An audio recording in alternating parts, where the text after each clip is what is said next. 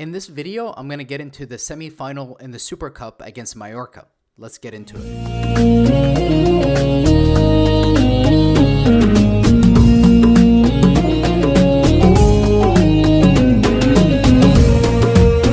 Before we get into the actual game, let's discuss something that's very important, which is the insane schedule that Real Madrid has right now. Since the Real Madrid players have come back from the holidays in the wintertime, they're going to have 4 consecutive away games. Obviously, the first one being Valencia, the game that was cancelled due to the floods, which again is not an easy game, and we had to wait until really late in the game for us to snatch the winner because Vinícius got that red card.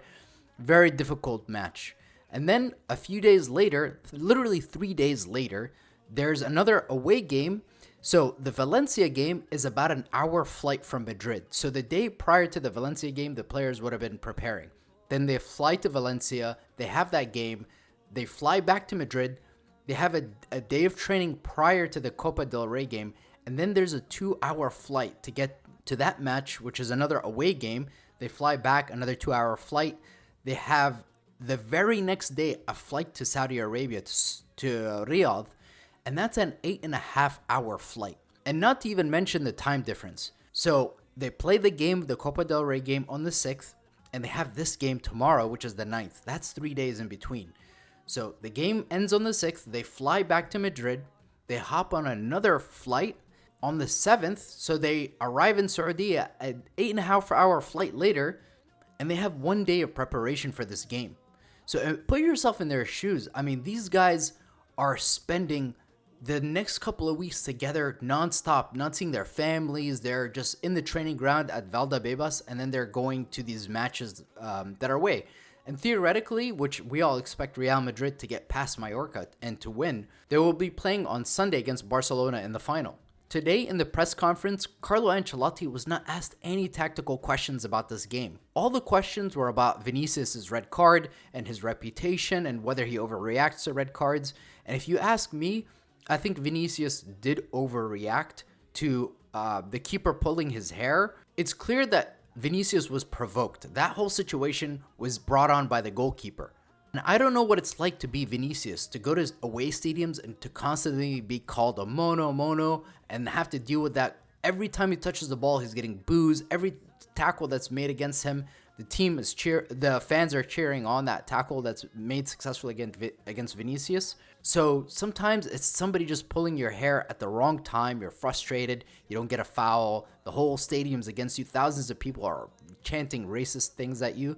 It's so easy for us on the outside to judge Vinny and say he overreacted. But when we look at this actual game against Mallorca, this could be a turning point for Real Madrid to... It's really a memorandum of where Real Madrid is as opposed to our opening game of the season. We played Mallorca in our opening game of La Liga. Of course, this was a game that ended 1-1 in a draw, and we conceded a goal from a set piece. Last season, we went almost into I think it was either March or April where we conceded our first set piece of the season. Last season, we had not conceded a single set piece.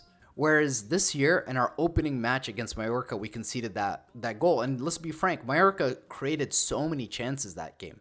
Mallorca had 5 shots on target, and so did Real Madrid. And Courtois had to make 4 saves. So again, Mallorca, they gave us a really hard game, and you could make that argument that they could have won that game. But we really struggled when we played against Mallorca to contain them in transition. This is something Carlo has talked about a lot, which is the team being compact, especially when the ball is turned over. Now, one of the things I'm going to be looking for in this game, which is something that Carlo Ancelotti has been talking about, which is finding solutions for deep blocks. And if you guys have noticed, one of the solutions that Carlo has implemented, which is shooting from long range. We've seen whether it's been Valverde shooting from set pieces from corner kicks. This is a routine that's been worked out by the team, or it's Mbappe's long range shooting.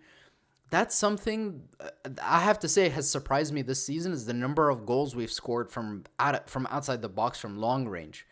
And if it's one solution to beat a deep block is to have very decisive shooting from long range. Now, another thing we have to talk about in this video is whether Dani Ceballos will start this game. It seems that Carlo Ancelotti right now favors Dani Ceballos in a double pivot with Fede. And since Toni Kroos has retired, it seems like Kama hasn't really gotten a lot of opportunities at the 8. The few times he has played in the midfield this season, it's been majority in the 6th position. And I'm just trying to put myself in Camavinga's shoes, where he felt like this was his season to really take on that responsibility and to show what he's capable of at the 8. But in the game against Valencia, Camavinga came off the bench. And if Camavinga, for any reason, doesn't start in the game against Mallorca, or if he plays at left back or he doesn't play at the 8, I can understand why he would be frustrated, quite frankly. Yes, Dani Ceballos has done well overall, and especially in games where Real Madrid has more control, where at the Bernabeu we have more possession of the ball. But you need a guy like Camavinga playing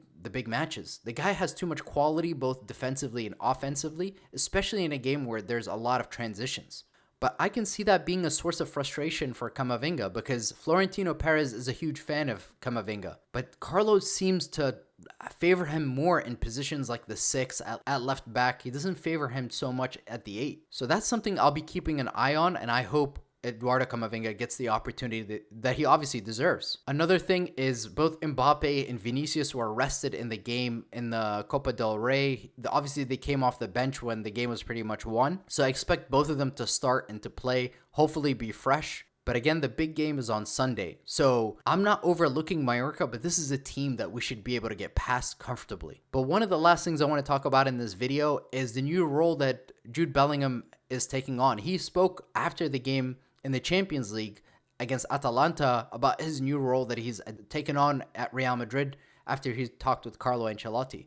He said that he got with Carlo Ancelotti, that he likes his role to be, quote, a little bit more freedom or a little higher up the pitch. We know that after the injury of Dani Carvajal, Jude was playing a little bit more in a deeper position, taking on more defensive responsibility. But what we've seen in the last 2 games is that Jude is a little bit higher up the pitch. He's in the final third, and that's where you need a guy like that. So when we have the front 3 of Rodrigo, Vinícius, and Mbappe, I'd be interested to see how Carlo Ancelotti sees Bellingham's role. But a midfield 3 of Bellingham, Fede, and Camavinga, it has to be the right answer going forward into the season. I know Carlo favors Dani Ceballos, and he does offer you a lot because he averages more passes per game than any other midfielder. And that high volume of passes also provides balance to the team. And I understand Carlo Ancelotti, why he's decided to go with that sort of philosophy. But not having a guy like Camavinga on the bench, I don't think that's the right solution. Also expect Brahim Diaz and Arda Güler to get minutes in this game.